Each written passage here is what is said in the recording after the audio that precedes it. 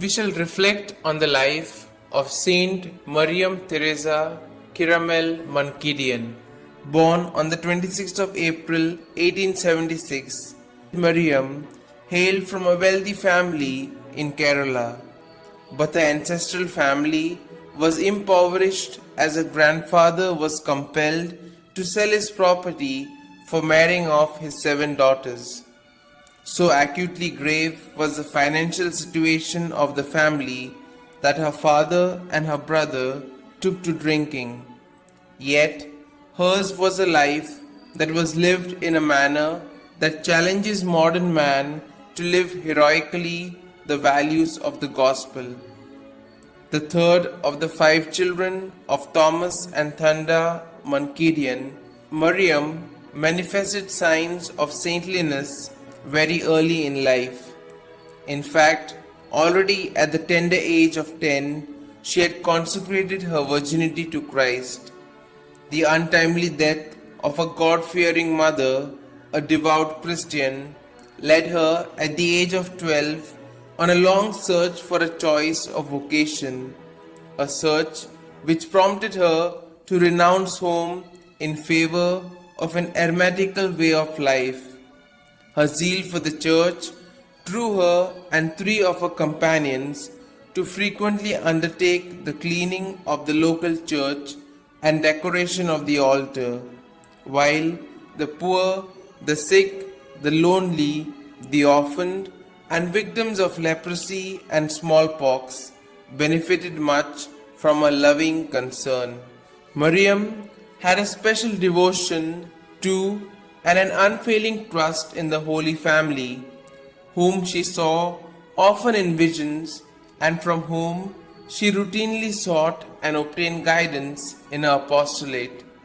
She prayed much and fasted for the conversion of sinners.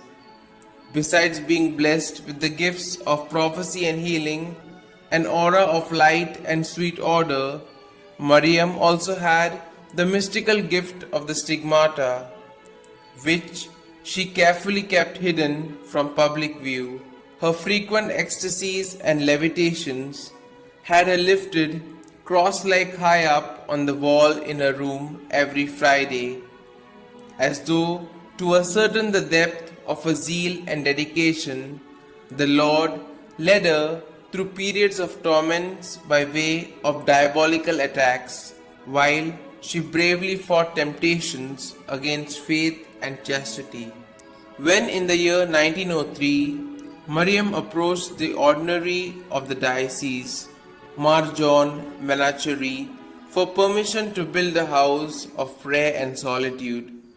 His Grace, wanting to test her vocation, advised her instead to consider joining either the Franciscan Clarice or the Carmelites at Olur, neither of which she felt drawn to. It was eventually in the year 1913 that the good bishop acceded to her request. Her dream of having a prayer house finally taking shape, Mariam was able to lead the life she had always aspired to, a life of prayer, penance and austerity, which, shared by her 3 companions, found expressions in the acts of compassion and charity, cutting across all boundaries, acts which the bishop discerned as beneficial to the human family. The 14th of May 1914 marked the formal canonical erection of the Congregation of the Holy Family. Significantly, at her perpetual profession, Sister Mariam was appointed the first superior of the new congregation by the bishop.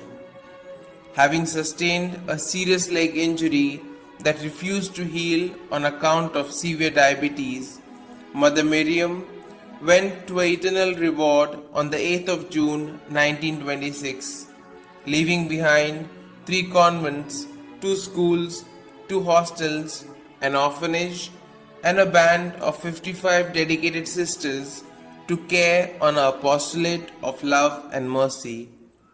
Incidentally, the congregation today has about 1,584 professed nuns serving in Germany, Italy, and Ghana, besides Kerala and North India. She was beatified by Pope John Paul II on the 9th of April in the Jubilee year 2000. She was canonized by Pope Francis on the 13th of October 2019.